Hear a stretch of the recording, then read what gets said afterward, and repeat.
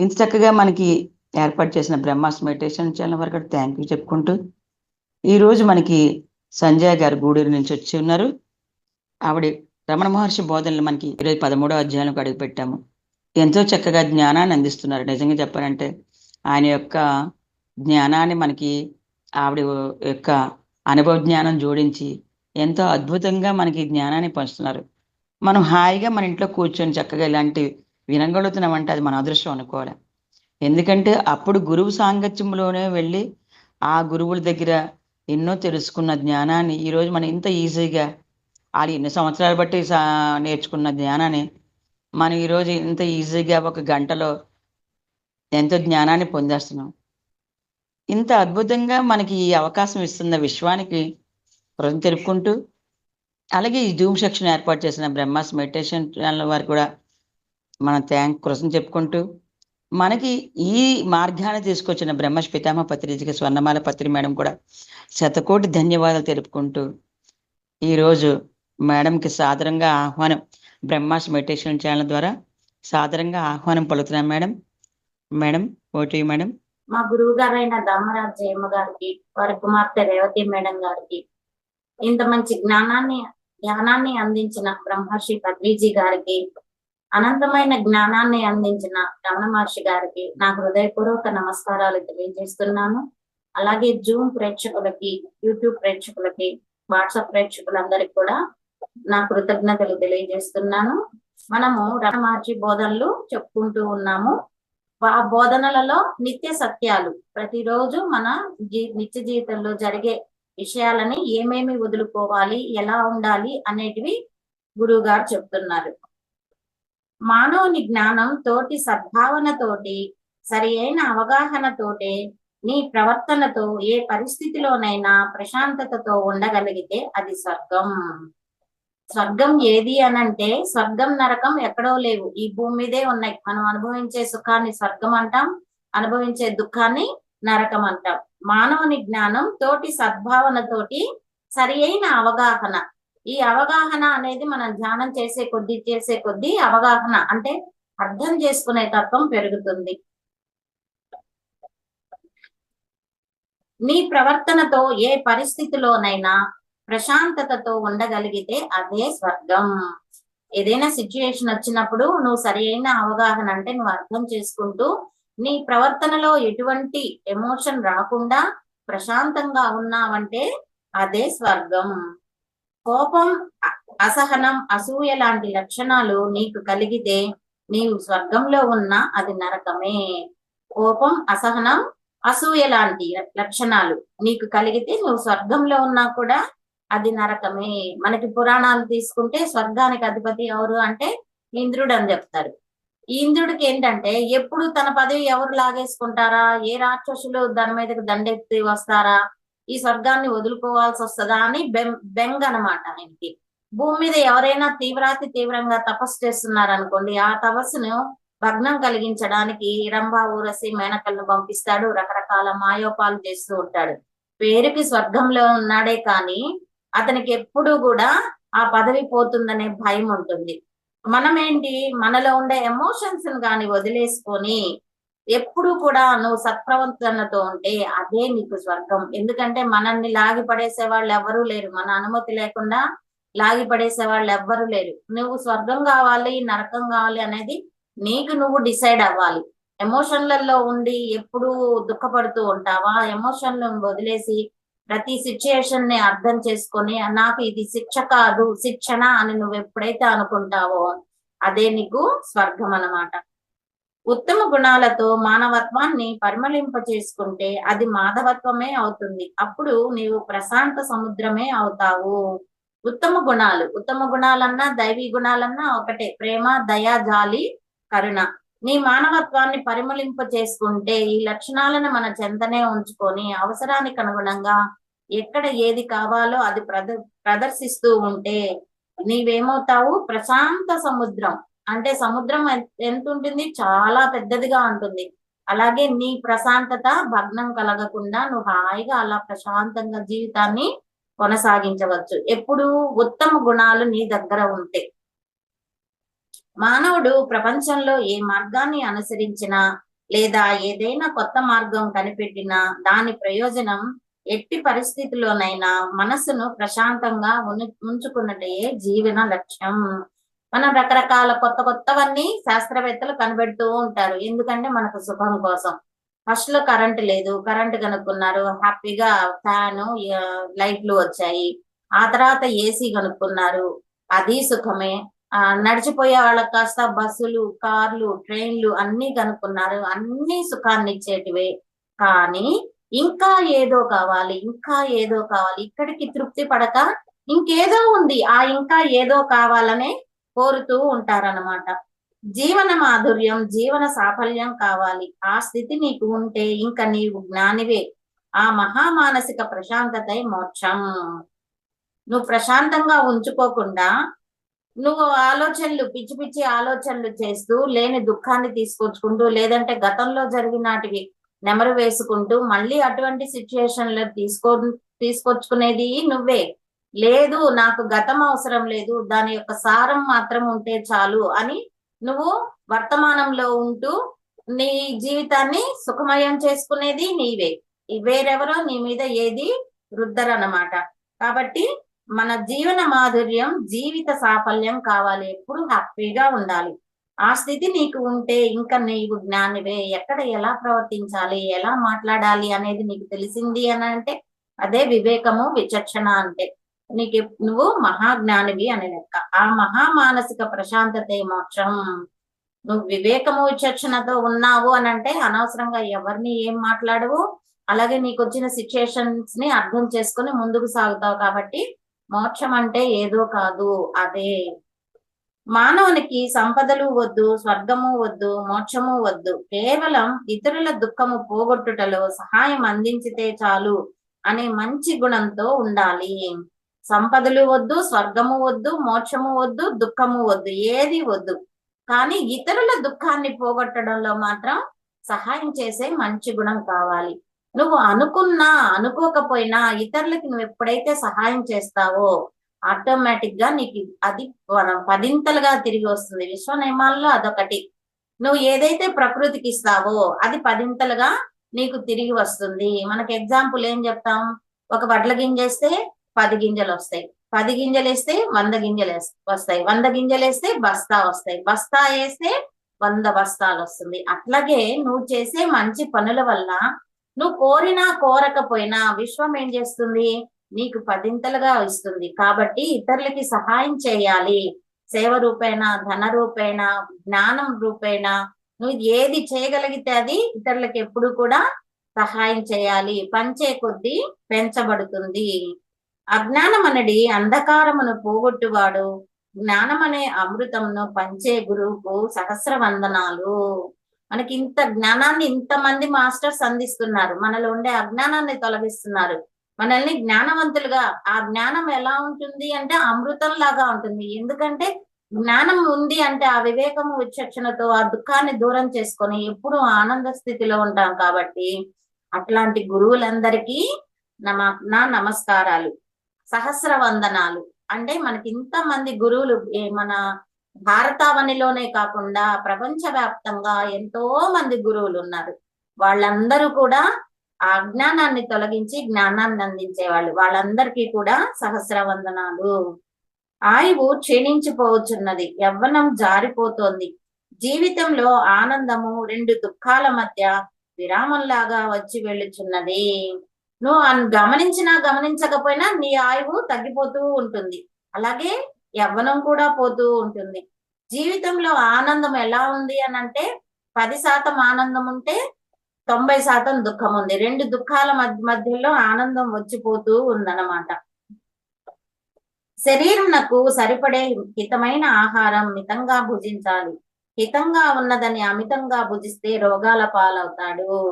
శరీరానికి హితమైన ఆహారం అంటే శరీరానికి మంచి చేసేది. హితము అంటే మంచి చేసేది. మంచి చేసే ఆహారం శరీరానికి అందివ్వాలి. అది మంచి చేస్తుంది కదా అని ఎక్కువగానే తీసుకున్నా అంటే నీకు అనారోగ్యం అనేది వస్తుంది. అందుకే ఏదైనా మితమైన ఆహారం, మితమైన నిద్ర, మితమైన వ్యవహారాలు కూడా మితంగానే ఉండాలి. అలాగే మన టూర్లకి వాటికి విహారం, మితమైన విహారం కూడా అన్నమాట. ఆహారము, నిద్ర, భయము మొదలైనవి అన్ని ప్రాణులకి సమానమే. ఇవి మూడు అన్ని ప్రాణులకి భూమి మీద ఏవేవి జీవకోటి అయితే ఉందో ఆహారము, నిద్ర, భయము అన్ని ప్రాణులకు సమానమే. మానవుని యొక్క గొప్పదనం జ్ఞానము. అజ్ఞాని పశువుతో సమానం. మన మనుషుల యొక్క గొప్పదనం ఏంటంటే మనకి జ్ఞానం ఉంది, పశువులకు ఆ జ్ఞానం ఉండదు. భగవంతుడు ఎలా వాటిని రూపొందిస్తాడో అలా మాత్రమే ముందుకు వెళ్తూ ఉంటాయి అన్నమాట.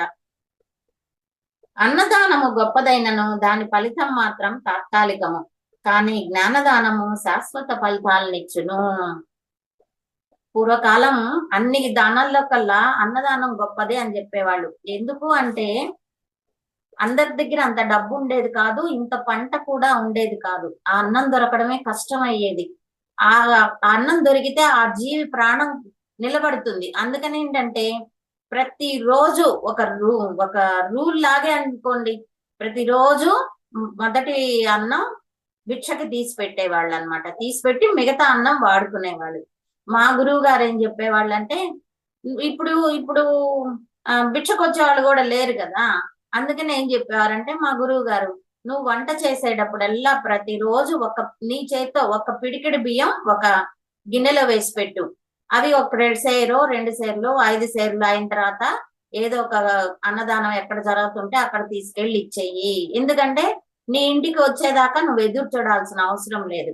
ఒక పిడికెడు తీసిపెట్టి ఆ బియ్యం పిడికెడు తీసిపెట్టి అవి దండిగా అవగానే ఎక్కడో చోట అన్నదానానికి ఇచ్చే గుళ్ళల్లోనో జరుగుతూ ఉంటాయి కదా, అక్కడికి చెయ్యి అని చెప్పేవాళ్ళు. అట్లా ఏంటి అంటే ఒకప్పుడు అన్నదానం గొప్పది, కానీ ఇప్పుడు ఆల్మోస్ట్ భిక్షగాళ్ళ దగ్గర డబ్బు ఉంటుంది, కూలోళ్ళ దగ్గర డబ్బు ఉంటుంది, ఉద్యోగాలు చేసే వాళ్ళ దగ్గర కూడా డబ్బు ఉంటుంది. కాకపోతే ఆ తృప్తి అనేది లేకపోబట్టి ఇంకా సంపాదించాలనే ఆశ కలిగిందే తప్పితే అందరి దగ్గర డబ్బు ఉంటుంది.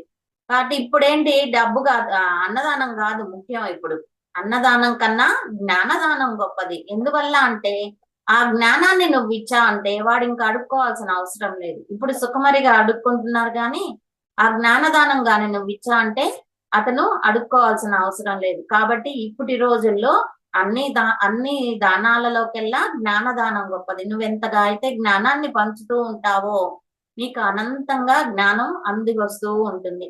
మనకి జ్ఞానాన్ని అందించే వాళ్ళల్లో దక్షిణామూర్తి ప్రప్రథమ అని చెప్పచ్చు. ఎందుకంటే ఆయన జ్ఞానం అందించడం కోసమే అవతారం ఎత్తుతాడనమాట దక్షిణామూర్తి.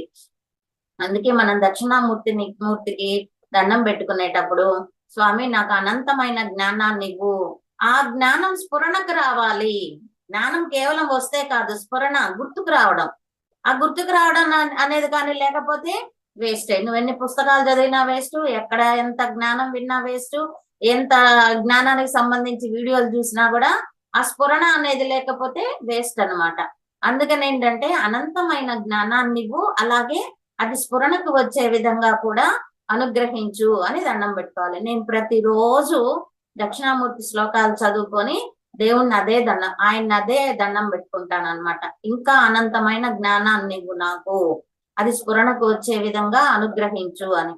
సరే, రోగికి పడక ఔషధము, అలసట చెందిన వానికి ఆసనము, దాహము గొన్నవానికి మంచినీరు, ఆకలి గొన్నవానికి ఆహారం ఇవ్వాలి.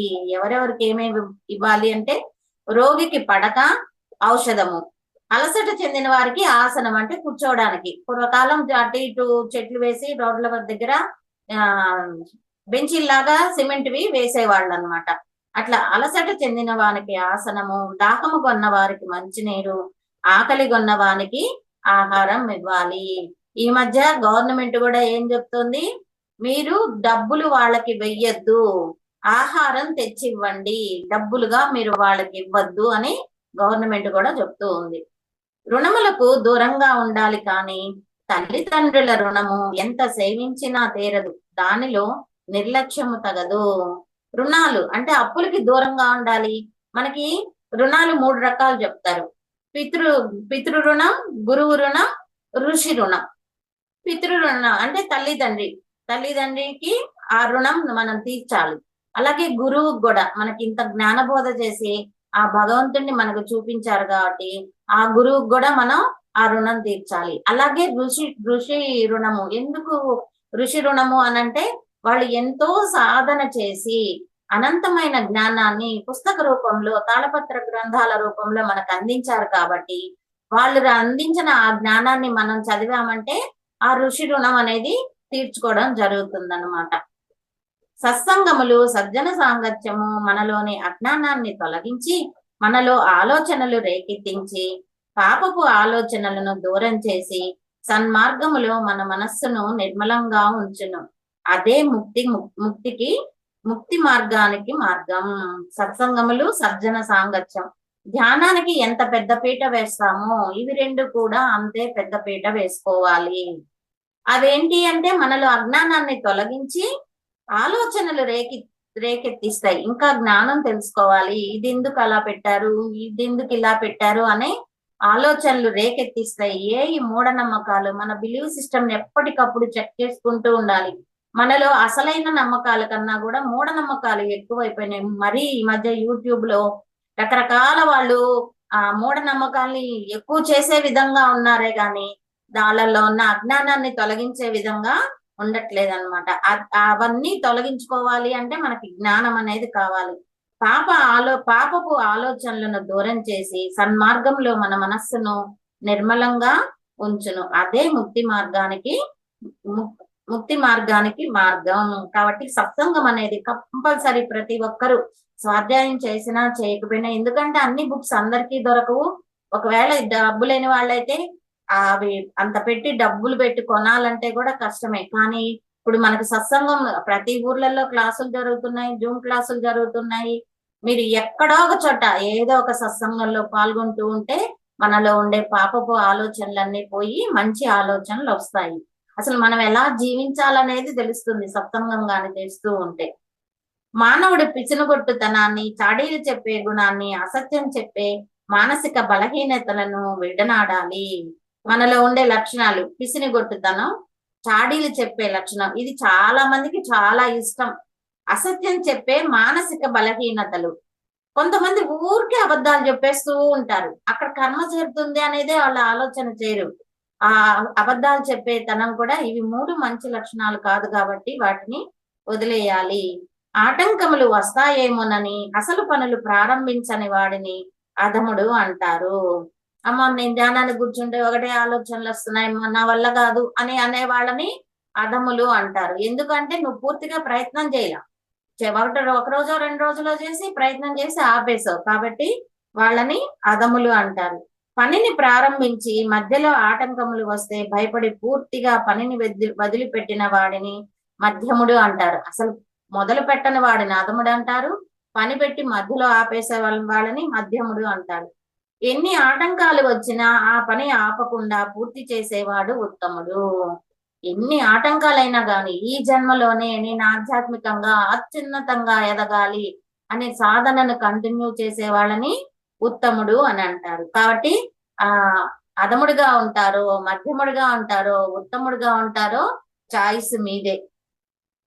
ఉత్తమ మానవుడు తనను ఎవరు నిందించినా, పొగిడినా, సంపదలు ఆపదలు వచ్చినా, పోయినా, మరణం సంభవించిన న్యాయ మార్గం వీడడు.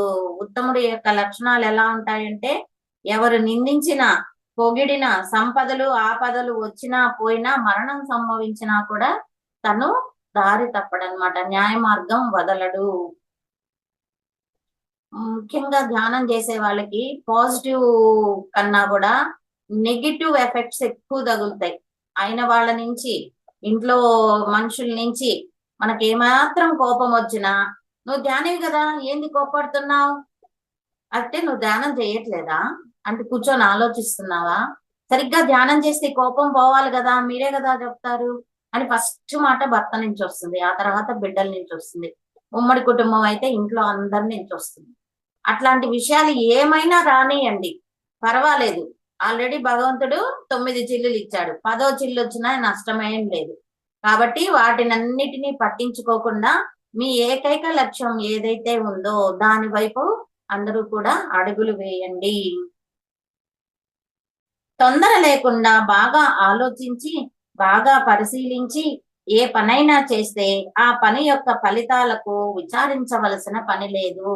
నువ్వు ఏదైనా ఒక పని చేయాలి అంటే బాగా ఆలోచించి బాగా పరిశీలించి దానివల్ల పాజిటివ్ వస్తుందా, నెగిటివ్ వస్తుందా, ఇంకేమైనా ఇబ్బందులు వస్తాయా అని నువ్వు కానీ దాన్ని బాగా పరిశీలించి ఆ పని చేశావంటే ఆ తరువాత విచారించవలసిన అవసరం లేదు.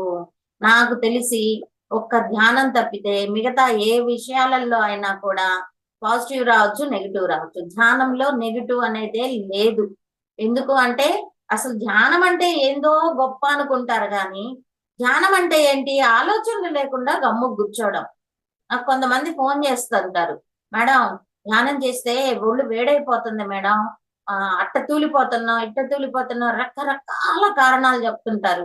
నేను ఒకటే చెప్తాను, అమ్మా ధ్యానం అంటే నువ్వు ఏదో చేయడం కాదమ్మా, నువ్వు ఏం చేయకుండా ఉండడమే ధ్యానం అంటే. అంటే ఎప్పుడు ఆలోచిస్తూ ఉంటాం, ఆలోచించకుండా ఉండడమే ధ్యానం అంటే. అంటే నువ్వేం చేస్తున్నావు? ఏం చెయ్యట్లా, గమ్ము కూర్చొని ఉన్నావు.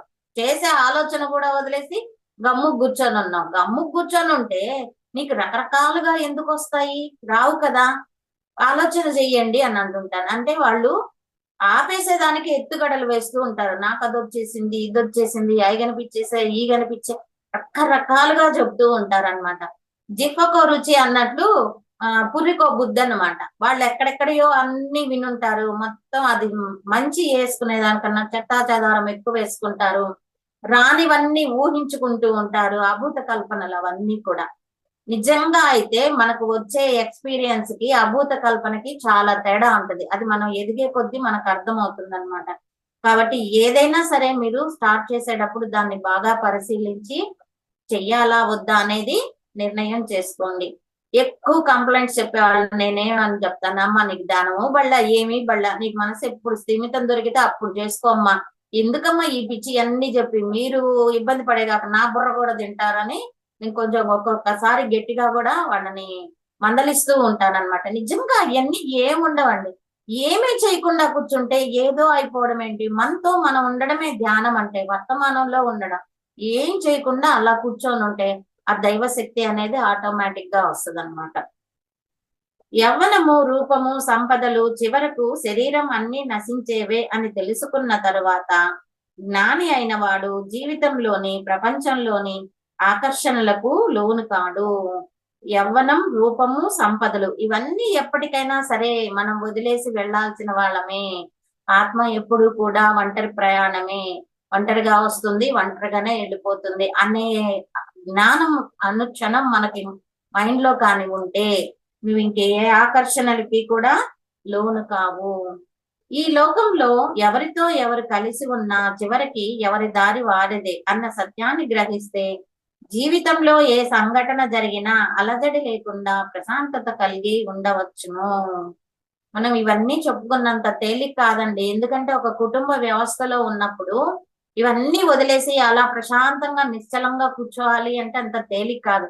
ఎంతో ఉన్నత స్థితికి వస్తే తప్ప మనం చెప్పుకునేటివన్నీ సాధన మీద, మనం చేసే ప్రాక్టీస్ మీద, ఆత్మ విచారణ మీద, మనం చేసే సాధన మీద, అది కొన్ని రోజుల, సంవత్సరమా, లేదంటే ఈ జీవితం కాక ఇంకొక జీవితంలోనా అనేది ఆధారపడి ఉంటుంది. మన మీద మాత్రమే ఆధారపడి ఉంటుంది, ఎవరి మీదో కాదు. ఫస్ట్ మనం తెలుసుకోవాల్సినటిదే అది. ఇదిగో నా భర్త ఒప్పుకోవట్లేదు, నా భార్య ఒప్పుకోవట్లేదు, బిడ్డలు ఒప్పుకోవట్లేదు, అత్తమామలు ఒప్పుకోవట్లేదు, ఏదో ఒక కారణాలు చెప్తూ ఉంటారు. నేను ఒకటే చెప్తా వాళ్ళకి, మీరు రాత్రిపూట నిద్రపోతారు కదా, ఆ భర్త కూడా నిద్రపోయాక కూర్చొని ధ్యానం చేసుకోండి. నిద్రనే ధ్యానంగా మలుచుకోండి. మీరు ఎవ్వరికి చెప్పాల్సిన అవసరం లేదు, ఎవ్వరికి తెలియాల్సిన అవసరం కూడా లేదు. ఒకవేళ భర్తే వద్దనుకున్నాడు అనుకోండి, మీ ఆరాన్ని పెంచుకోండి. మంచి ఆలోచనలతో అప్పుడప్పుడు కొంచెం మెడిటేషన్ చేసి 10 నిమిషాలు చేసి అలాగే పడుకున్నారంటే ఎనర్జీ ఫ్లో కంటిన్యూ అవుతుంది. మీ ఆరా పెంచుకోండి. మీ ఆరాలో ఎవరెవరైతే వస్తారో ఆటోమేటిక్ గా వాళ్ళల్లో మార్పు వస్తుంది. మిమ్మల్ని ఇబ్బంది పెట్టాలనే ఆలోచన పోతుంది. ఇంకా పైగా మిమ్మల్ని ధ్యానం చేసుకోమని చెప్తారు. నా దగ్గరికి వచ్చిన కేసులు ఎన్నో. ఫస్ట్ లో భర్తలకి తెలియకుండా వస్తారు. ఆ తర్వాత వీళ్ళ ఆరా పెంచుకొని వీళ్ళ ఆరాలో వాళ్ళు ఎప్పుడు అయితే తిరుగుతూ ఉంటారో నెమ్మదిగా ధ్యానానికి ఇష్టపడతారు. ఆ తర్వాత వాళ్లే తీసుకొచ్చి వదిలిపెడతారు. నువ్వు వెళ్ళు ఆ మేడం దగ్గరికి అని వాళ్లే తీసుకొచ్చి పెడతారు. ఆ తర్వాత మళ్ళీ వాళ్ళు కూడా ధ్యానంలోకి వచ్చేస్తారు. చూడండి, సైలెంట్ గానే ఇవన్నీ జరిగిపోతాయి. మన ఏ హంగులు, ఆర్భాటాలు, నోరు చేసుకోవడాలు, తిట్టడాలు ఏం అవసరం లేదు. మనం చేయాల్సింది ఏంటి? ధ్యానం. ఇప్పుడు మీరు పనులు చేసుకుంటా ఏకాగ్రతతో ఉండండి, అది కూడా ధ్యానమే అని చెప్పుకున్నాం కదా. ఎనర్జీ ఫ్లో వస్తూనే ఉంటుంది కదా. కాబట్టి మనం ధ్యానం చేస్తున్నామని ఇంట్లో వాళ్ళకి తెలియని అవసరం లేదు, చుట్టుపక్కల వాళ్ళకి కూడా తెలియని అవసరం లేదు. హ్యాపీగా ధ్యానం చేసుకోండి, హ్యాపీగా మంచి ఉన్నత స్థితికి రండి. ఏ మానవుని మదిలో ప్రశాంతత ఉంటుందో అతనిని ఏ దుర్జనుడు ఏమీ చేయలేడు, అట్టి వాని జీవితం ధన్యం. ఏ మానవుడైతే ప్రశాంతంగా ఉంటాడో అతన్ని ఎవరు కదిలించలేరు. ఇప్పుడు బుద్ధుడున్నాడు, జ్ఞానోదయం అయింది, ఆయన వెళ్తూ ఉంటే ఎంతో మంది ఎన్నో తిట్లు తిడుతూ ఉంటారు. అంత దుఃఖలాగున్నావు, ఏమి కష్టపడి సంపాదించుకోకూడదా, ఇలాగ శిష్యుల్ని వేసుకొని ఊరు ఊరు తిరుక్కోకపోతే ఏమి, భిక్ష చేసుకుంటూ అడుక్కోకపోతే ఏమి, ఎంతో మంది అంటారు. ఆయన ఏం మాట్లాడు, ఒక చిరునవ్వే సమాధానం. ఒకసారి అయితే ఒక అతను బుద్ధుడు వెళ్తూ ఉంటే ఒక అతను కచ్చితో కోపంతో ఈయన ఇట్లా శిక్షగణం వేసుకొని అడుక్కుంటున్నాడని చెప్పి, అడుక్కుంటున్నాడనే మాట మనం వాటిని మాట్లాడకూడదు. వాళ్ళు సన్యాసులు భిక్షకు వెళ్తున్నారని చెప్పి ఉమ్మూస్తాడనమాట. ఈయన వైపు నుంచి రెస్పాన్స్ రాదు. అందుని ఇంకొక శిష్యుడికి కోపం వచ్చేస్తుంది. కోపం వచ్చేసి వాడి మీద పోబోతుంటే ఆపుతాడు, నువ్వేం అడ్డం పోబాకు అని. అతనికి ఇంకా ఖర్చు కోపం వచ్చేస్తుంది అనమాట. మళ్ళీ ఉమ్మేస్తాడు. ఎంతసేపు? తన నోట్లో ఉమ్మి ఉత్పత్తి అయ్యే వరకు వేస్తాడు. ఇంకా ఉమ్మి ఉత్పత్తి కాక తిట్టుకుంటా వెళ్ళిపోతాడు. అప్పుడు శిష్యుడు అడుగుతాడు, ఏమి గురూజీ, మీరు అతన్ని నన్ను కొట్టనివ్వలేదు అని అంటే, ఇది నాకు పరీక్ష, నేను ఎదిగానో లేదో అని భగవంతుడు నాకు పరీక్ష పెట్టాడు. వాడు అంత ఉమ్మి వేసినా, అన్నిసార్లు చేసినా నాలో ఏ కోపము లేదు, ద్వేషము లేదు. నేను ఇంతకుముందు ఎలా ప్రశాంతంగా ఉన్నానో ఇప్పుడు కూడా అలాగే ప్రశాంతంగా ఉన్నాను. కాబట్టి భగవంతుడు ఇచ్చిన పరీక్షలో నేను నెగ్గాను అంటాడు. అది మనకు సాధ్యమా అండి? వాళ్ళు ఊయబళ్ళా, మనల్ని ఒక్క మాట అంటే చాలు నెలల తరబడి పీక్కుంటాం. అది ఒక తలనొప్పిగా తెచ్చుకుంటాం, బీపీలు షుగర్లు తెచ్చుకుంటాం. కాబట్టి ఏది పట్టుకోవాలి, ఏది పట్టుకోకూడదు అనేది మనం ఆల్రెడీ కథలు చెప్పుకొనున్నాం. ఎక్కడికక్కడికి వాటిని వదిలేస్తూ ఇంకా మళ్ళీ అటువంటి సిచ్యుయేషన్స్ రాకుండా చూసుకుంటూ చక్కగా సాధన చేసుకుంటే ముందుకు వెళ్ళిపోవడమే. బంధుమిత్రులతోనూ బలవంతులతోనూ స్త్రీలు వృద్ధులు మూర్ఖులతోనూ తగవులు పెట్టుకోరాదు. ఎవరెవరితో తగవులు పెట్టుకోకూడదు అంటే బంధుమిత్రులు, బలవంతులు, స్త్రీలు, వృద్ధులు, మూర్ఖులు, వీళ్ళతో గొడవ పెట్టుకున్నా అనుకో నష్టం నీకే. అందుకనే చూసి చూడనట్టు పోతూ ఉండాలి. కొంతమంది వితండవాదానికి వస్తారు. వాదన అంటే భలే ఇష్టం వాళ్ళకి. అట్లాంటి చోట్ల గమ్ముగా నోరు మూసేసుకొని పక్కకి తప్పుకొని వెళ్ళిపోవడమే. నాకు ఒక్కొక్కసారి వచ్చి వాళ్ళు పుట్టిన దగ్గర నుంచి అని అనకూడదు కానీ ఒక సోది లాగా చెప్తారు. వాళ్ళకి 50 ఏళ్ళు ఉన్నాయి, ఇంకా 50 ఏళ్ల విషయాలు చెప్పడానికి ఇష్టపడతారు. కానీ అసలు సమస్య ఏందో చెప్పండి అమ్మా అంటే, లేదు మా గురించి మీకు మొత్తం తెలియాల్సిందే అని మాట్లాడతారు. 10 నిమిషాలు వింటా ఓపిగ్గా, 20 నిమిషాలు వింటా. ఇంకా వాళ్ళని మనం కాదమ్మా ఇట్లా అవసరం లేదని చెప్పినా వినని వాడు కూడా ఉంటారు. అప్పుడు ఒక్క సంకల్పం చేసుకుంటా, వాళ్ళ సాయి చూస్తూనే మనసును అంతర్ముఖం చేసుకొని, masters please me alone me, please alone me, masters please alone me అని, నన్ను దీని నుంచి బయటపడేయండి అని తెలుగులో అర్థం. అది ఎప్పుడైతే అట్లా అనుకుంటానో వాళ్ళకి ఫోన్ వచ్చన్నా వెళ్ళిపోతారు, లేదంటే వాళ్ళతో వచ్చిన వాళ్ళన్నా మేడం చెప్తుంది కదా అవన్నీ వదిలేసే, నీ సమస్య ఏందో చెప్పు అనన్నా చెప్పడం జరుగుతుంది. లేదంటే నాకు ఏదన్నా పని పడి అవతలికి వెళ్ళిపోవడం జరుగుతుంది. వాళ్ళకి ఇంకా చెప్పాలన్న క్యూరియాసిటీ తగ్గిపోతుంది. నేను అవతలికి వెళ్ళినప్పుడు మళ్ళీ ఒక 5 నిమిషాల తర్వాత పని చూసుకొని కదా వస్తాను. అట్లాగా కొంతమంది మూర్ఖులు అనొచ్చు వాళ్ళని. నాకేమొస్తుంది, వాళ్ళు పుట్టినప్పటి నుంచి ఇప్పటి దాకా చెప్పింది వస్తే నాకేమొస్తుంది? నేను అదే చెప్తానమ్మా, లేనిపోని కర్మ నా నెత్తిని ఎందుకు వేస్తారు, ఆ చెత్తని ఎందుకు నాకు వేస్తారమ్మా. మీరు వెళ్ళిన తర్వాత మళ్ళీ ఆటోమేటిక్ గా నేను ఎంత ధ్యాన స్థితిలో ఉన్నా అక్కడ ఈ మనస్సు అప్పుడప్పుడు వాటిని లాగుతూ ఉంటుంది, నా ఎనర్జీ డౌన్ అయిపోతుంది. ఇవన్నీ వద్దు, మీకు ఏం డౌట్ ఉందో అది అడగండి, దానికి ఎలా చేయాలో చెప్తా. ఇది మాత్రమే చెయ్యండి, మీరు మీ ఎనర్జీ లాస్ నా ఎనర్జీ లాస్ అని చెప్తాను అనమాట. ఎవరైనా ఫోన్లు చేస్తే కూడా వాళ్ళకి ఫస్ట్ లోనే ఆ మాట చెప్పేస్తా నేను. ఎందుకు అంటే అవసరం లేదు, జరిగిపోయినాటి పిక్కోవాల్సిన అవసరం లేదు. అవి మన దాకా వచ్చాయి అని అంటే అవి మనవి, మన స్కెచ్ లో వేసుకున్నాం కాబట్టే అవి మన దాకా వచ్చాయి. నువ్వు స్కెచ్ లో వేసుకోకపోతే రావు అవి.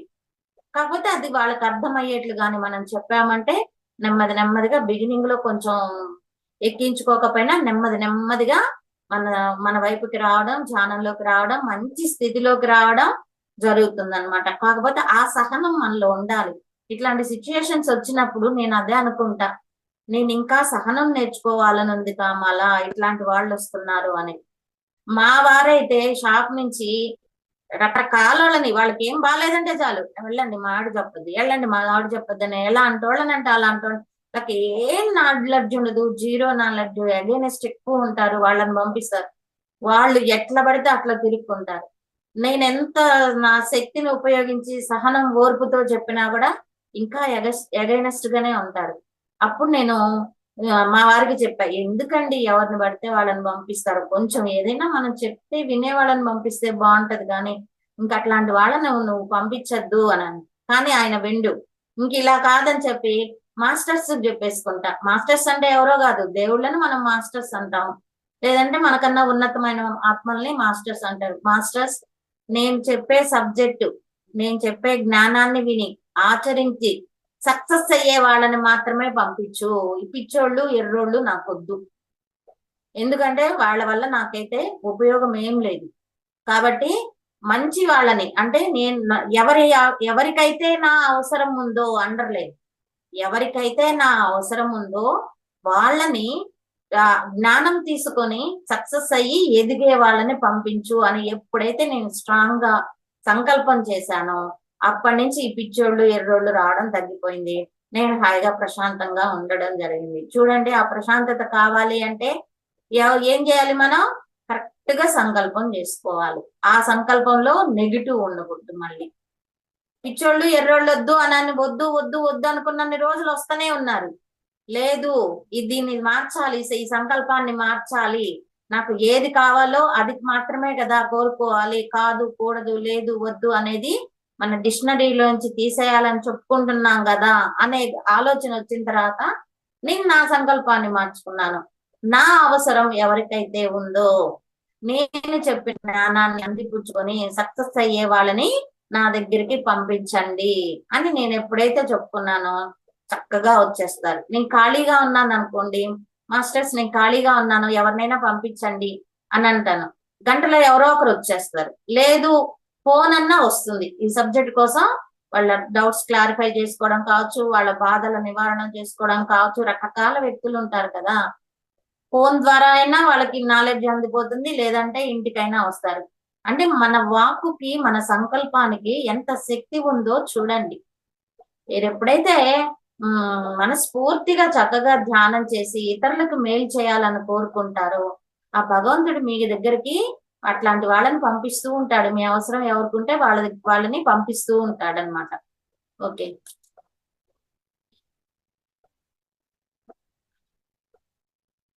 దీనులు కుంటి గుడ్డి మూగ చెవిటి వారితో పరిహాసము గాని అవమానించడం గాని చేయరాదు.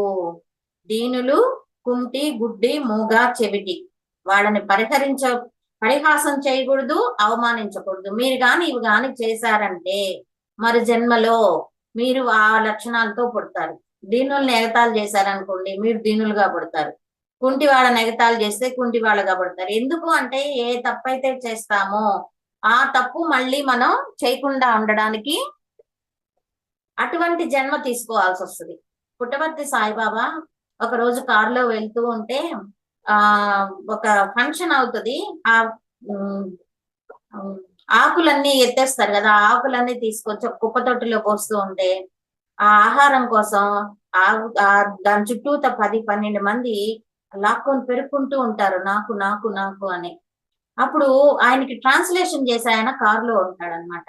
ఆయన చూసి జాలి పడిపోతాడు, ఏంటి మనుషులు ఒక ముద్ద ఆహారం కోసం ఇంత ఇదిగా కొట్లాడుకుంటున్నారని చెప్పి సాయిబాబాని అడుగుతాడు, మీకు ఇంత శక్తి ఉంది కదా, వాళ్ళకి సంపూర్ణంగా ఆహారం వచ్చేట్లు చేయొచ్చు కదా మీ శక్తితో అని అంటే సాయిబాబా చెప్తాడు, వాళ్ళందరూ గత జన్మలో కోటీశ్వర్లు ఆహారం విలువ తెలియకుండా విచ్చలవిడిగా పాడు చేసి పెట్టేశారు, అంటే పారేశారు. ఆ ఆహార విలువ తెలవడం కోసం ఈ జన్మలో ఇలా వచ్చారు, ఏమీ లేని ముష్టి వాళ్ళుగా వచ్చారు అని చెప్తాడు. అలాగే వెంకయ్య స్వామి దగ్గరికి కూడా ఒక ఆవిడ వస్తుంది. ఆవిడకి 4 పిల్లలు అనమాట. బాగా ఆకలిస్తా ఉంటది, 2 రోజులు అయి ఉంటది. అక్కడికి వస్తుంది అనమాట. వస్తే అప్పటికి అన్నదానం అయిపోయి ఉంటది, ఇంకేం ఉండదు. అంటే ఆమె రాగానే స్వామికి నమస్కరించగానే ఆ శిష్యుని పిలిచి, రే అన్నం తీసుకొచ్చి పెట్టరా ఆమెకి అని అంటాడు.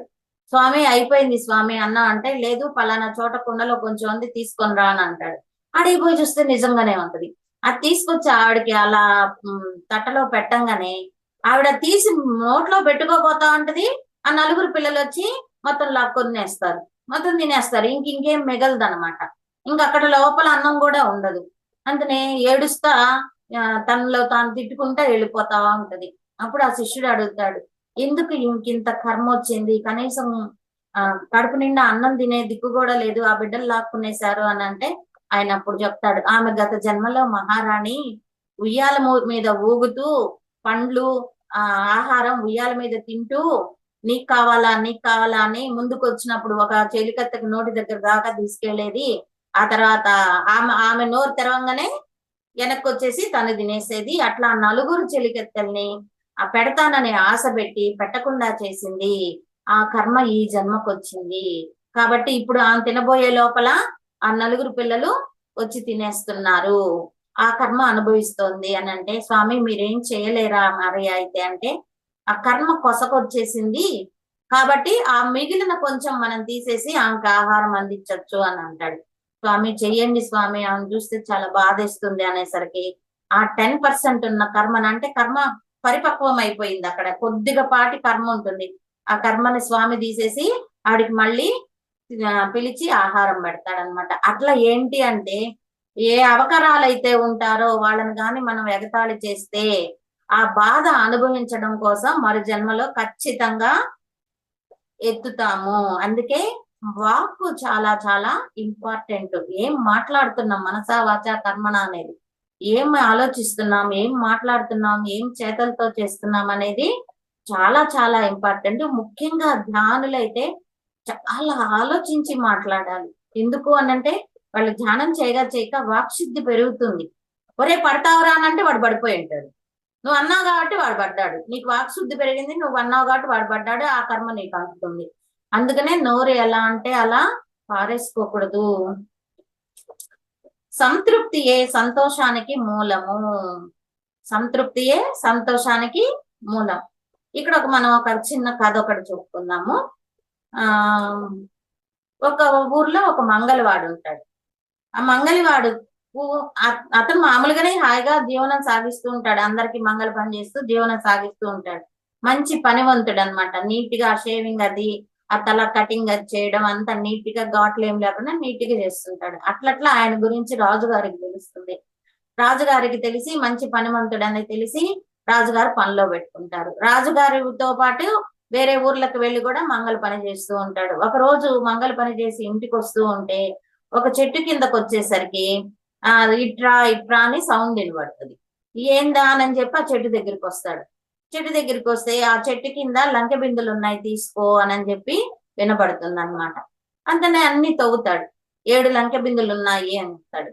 ఆ 7 తవ్వితే నిజంగానే 7 లంకె బిందులు ఉంటాయి. 6 బిందెలేమో, 6 అప్పట్లో కుండలు కదా, 6 కుండలేమో నిండుగా డబ్బు నగలు అన్ని ఉంటాయి. 7వ కుండలో మాత్రం సగం ఉంటది. రాత్రి దాకా అక్కడే వెయిట్ చేసి రాత్రికి తీసుకెళ్లి అన్ని ఇంట్లో పెట్టుకుంటాడు. వాడికి అప్పుడు ఏమన్నా ఆలోచన వస్తది, ఈ 7వ కుండ ఎందుకు ఖాళీగా ఉంచాలి, దీన్ని కూడా నేను సంపాదించి 7వ కుండని నిండుగా చేసుకోవాలి, అప్పుడే నాకు తృప్తి అని చెప్పి ఆలోచన వస్తుంది. ఇంకా రాజు ఇంకా ఎక్కువ మంగళ పనులు చేస్తూ ఉంటాడనమాట. రాజుగారి దగ్గర పోయినప్పుడు ఒక రోజు దిగులుగా ఉంటాడు. ఏంట్రా దిగులుగా ఉన్నావు అని అంటే, ఏం లేదు రాజా అంటాడు. నేను ఇచ్చే జీతం నీకు సరిపోవట్లేదా అని అంటాడు. అవును అంటాడు. అప్పుడు ఆయన జీతం పెంచుతాడు. అలా కొన్ని రోజుల తర్వాత మళ్ళా జీతం పెంచుతాడు. పొలం ఇస్తాడు. పొలం ఇస్తే ఆ పొలాల్లో సేద్యం చేసి పంట పండించి డబ్బులు అమ్ముకొని సంపాదించిన సొమ్మంతా 7వ కుండలో వేస్తూ ఉంటాడు. కానీ ఆ కుండ మాత్రం నిండదు. ఇంకా దిగులుగానే ఉంటాడు. అప్పుడు రాజుకి ఎందుకో డౌట్ వస్తుంది. డౌట్ వచ్చి, ఒరే నువ్వు పలానా ఊరికి వెళ్ళే దారిలో చెట్టు కిందకి ఏమన్నా వెళ్ళావా అని అంటాడు. రాజు కదా, అబద్ధం చెప్పకూడదు. కాబట్టి అవును అవును రాజా అంటాడు. ఆడు నీకు 7 లంక బిందెలు దొరికాయా అంటాడు. అవును అంటాడు. ఏడోది సగం ఉందా అంటాడు. అవును అంటాడు. దాన్ని నింపాలని చూస్తున్నావా అని అంటాడు. అవును అంటాడు. ఒరే అది భూతం రా, నీవు చేసే ఈ పనులకి అది పక్కపక్క నవ్వుకుంటూ ఆనందపడుతూ ఉంది. ముందు అన్ని తీసుకెళ్లిపోయి ఆ చెట్టు కింద మళ్ళీ ఎక్కడున్నాయో అక్కడ వదిలేసి వచ్చా అంటే అప్పుడు నువ్వు సుఖంగా ఉంటావు. లేదంటే ఇలాగే ఈ పిచ్చి పట్టిపోయి, ఈ సంపాదన పిచ్చి పట్టిపోయి నువ్వు చచ్చిపోతావు అని అంటాడు. ఎప్పుడైతే వాడన్ని తీసుకెళ్లి అక్కడ వదిలేసి వస్తాడో అక్కడి నుంచి వాడికి మళ్ళీ ఆరోగ్యము, కంటి నిండా నిద్ర, ఆ ఒంటి నిండా కావలసినంత తిండి అయ్యి ఆరోగ్యంగా వస్తాడు. చూడండి అక్కడ అత్యాస అతనికి ఎంత పని చేసిందో. 6 కుండల నిండా ఉన్నాయి కదా, ఈ 6టితో నేను హ్యాపీగా జీవించొచ్చు. 3 కుండలు దానం చేసి 2 కుండలు నేను ఖర్చు పెట్టుకొని 1 కుండ దాచి పెట్టుకోవచ్చు అనే ఆలోచన ఉండుంటే ఇంత బాధ ఉండదు కదా. ఆ అత్యాస అనేది అతనికి కొన్ని సంవత్సరాలు నిద్ర లేకుండా, ఆరోగ్యం లేకుండా చేసింది. కాబట్టి ఆశ ఉండాలి కానీ అత్యాస అనేది ఉండకూడదు. అసంతృప్తి అక్కడ, ఆ తృప్తి అనేది ఉండాలి. ఆ తృప్తి లేదు కాబట్టి అతనికి దుఃఖం అనేది వచ్చిందనమాట. సంతోషము లేని వానికి మేరు పర్వతం తెచ్చి ఇచ్చినా సంతోషించడు.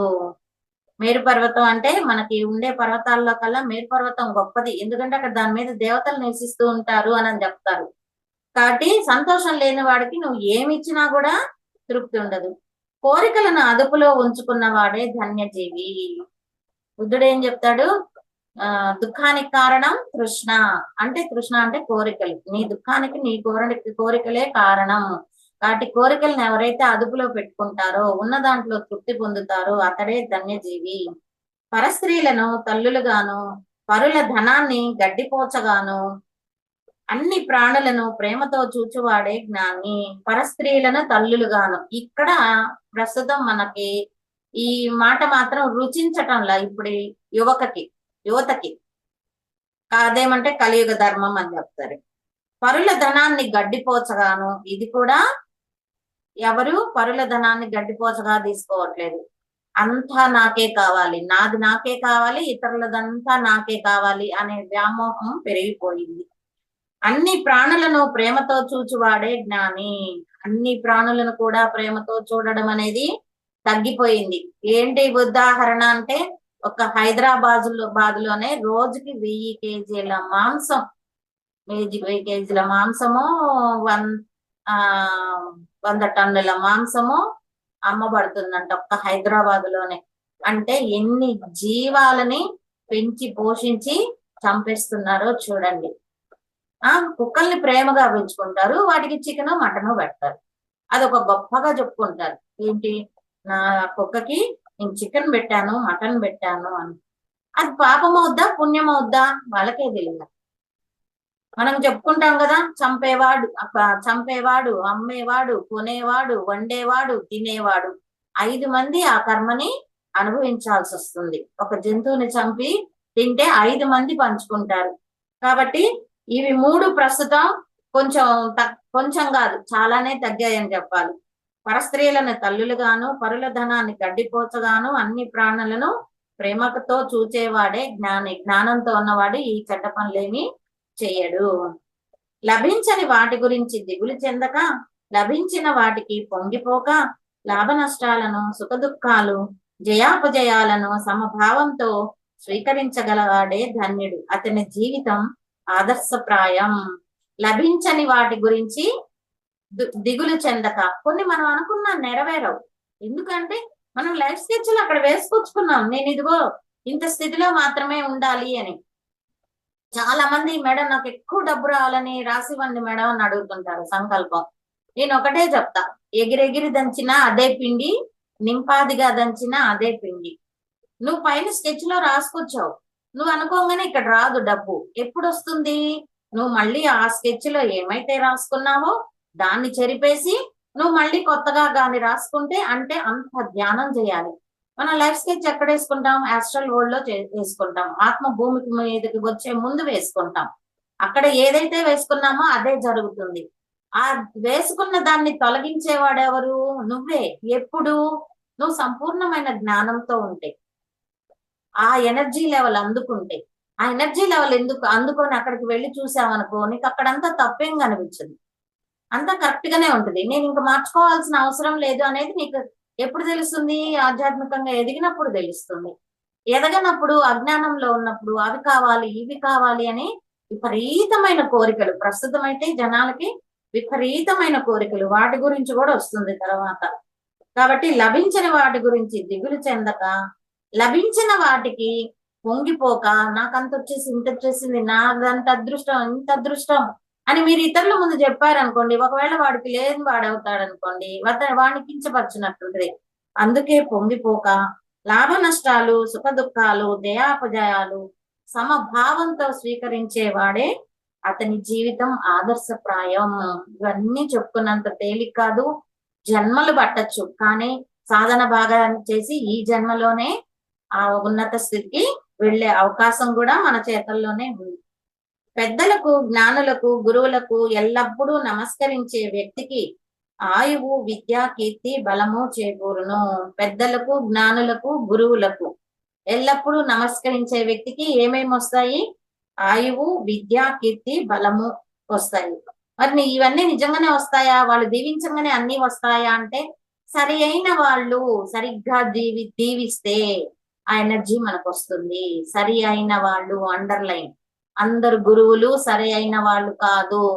గురువు అనే ముసుగు వేసుకొని బాధా గురువులు ఉంటారు, బోధా గురువులు ఉంటారు. బోధా గురువులు అయితే ఇబ్బంది లేదు, బాధా గురువులు అయితే మాత్రం ఇబ్బంది పాలవడమే అనమాట. కాబట్టి పెద్దలకి, జ్ఞానులకి, గురువులకి ఎల్లప్పుడూ నమస్కారం చెయ్యాలి.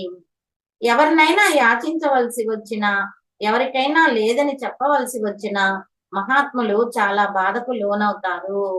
ఎవరినైనా అడుక్కోవాలన్నా, తన దగ్గర ఒకవేళ లేదని చెప్పాలన్నా కూడా మహాత్ములు చాలా బాధపడతారు. అయ్యో, నేను వాళ్ళని అడగాల్సి వస్తుంది అని బాధపడతాడు. వాళ్ళు ఎవరైనా అడిగినప్పుడు తన దగ్గర లేదే అని కూడా బాధపడతాడు. చెడ్డవారితో స్నేహం పనికిరాదు, అదే విధంగా మంచివారి స్నేహం విడువరాదు. మన జీవితంలో చెడ్డవాళ్ళు అని తెలిసినప్పుడు దాన్ని వదిలేసుకోవాలి.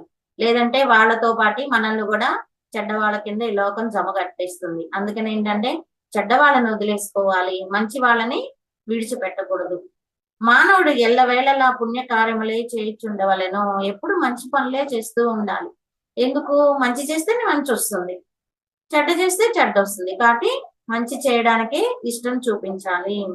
శరీరము ఎప్పటికైనా నశించిపోయేదే అని ఎల్లవేళలా గుర్తుంచుకోవాలి. మనం అంతకుముందు కూడా చెప్పుకున్నాం కదా, పత్రిజీ గారు ఒక పాప బర్త్డేకి వెళ్ళినప్పుడు హ్యాపీగా కేక్ కటింగ్ అయ్యి అందరూ పంచుకున్న తర్వాత సార్ ఒక మాట అంటాడు, చచ్చిపోతే కూడా ఇలాగే సంబరం చేసుకుంటారా మీరు అని. ఆ తర్వాత నిజంగానే కొన్ని రోజులకు ఆ పాప చనిపోవడం, వాళ్ళు ధ్యానంలోకి రావడం జరిగింది. కాబట్టి మనం ఏ రోజుకైనా చనిపోతాము అనే ఆలోచన గాని మైండ్ లో గుర్తుగా అని పెట్టుకున్నామంటే ఈ వ్యామోహాలకి, దుఃఖాలకి అన్నిటికి కూడా దూరంగా ఉంటాం, మితంగా ఉంటాం, అన్ని విషయాల పట్ల మితంగా ఉంటాం. అత్యాస అనేది ఉండదన్నమాట. ఏ మంచి మానవులకు భోజనం కేవలం జీవించేందుకే అయి ఉంటుందో, మైథునం కేవలం సంతానం కొరకే అయి ఉంటుందో, మాటలు కేవలం సత్యం తెలుపుటకే అవుతుందో, అట్టి వారు సంసార సాగరాన్ని సునాయాసంగా దాటగలరు. ఏ మంచి మానవులకు భోజనం కేవలం జీవించేందుకు ఉంటుందో, మనం ఎవరినైనా క్వశ్చన్ వేసాం అనుకోండి, జీవించడానికి తింటున్నావా, తింటున్నావు కాబట్టి జీవిస్తున్నావా, అక్కడే అర్థమైపోద్ది వాళ్ళు జ్ఞానులా అజ్ఞానులా అనేది. జీవించడానికి తింటున్నాను అనంటే వాళ్ళు జ్ఞాని, తింటున్నాను కాబట్టి జీవిస్తున్నాను అంటే అది అజ్ఞానం అన్నమాట. అంటే నీ జీవితం నిలవడం కోసం నువ్వు మితమైన ఆహారం తీసుకోవాలి. నువ్వు తినడం కోసం కాదు జీవించుండేది, జ్ఞానం కోసం జీవిస్తున్నావు. ఆ జీవించడానికి ఆహారం కావాలి కాబట్టి మితమైన ఆహారం కావాలి.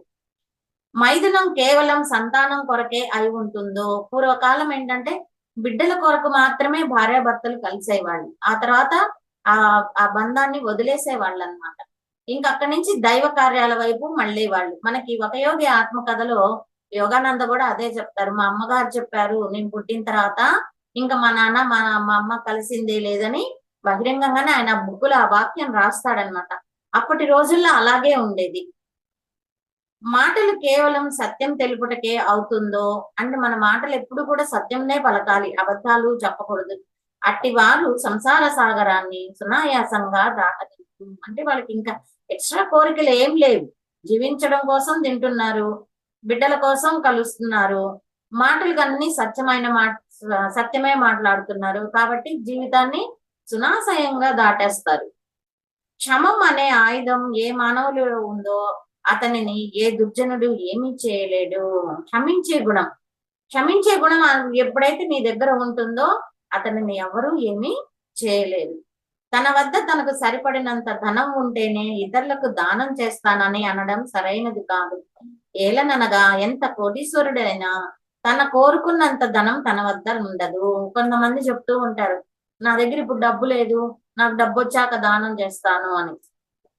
కానీ నీకు ఉన్న దాంట్లో ఎంతో కొంత 100, 200 నీ ఇష్టం, ఎంతో కొంత దానం చేయాలి.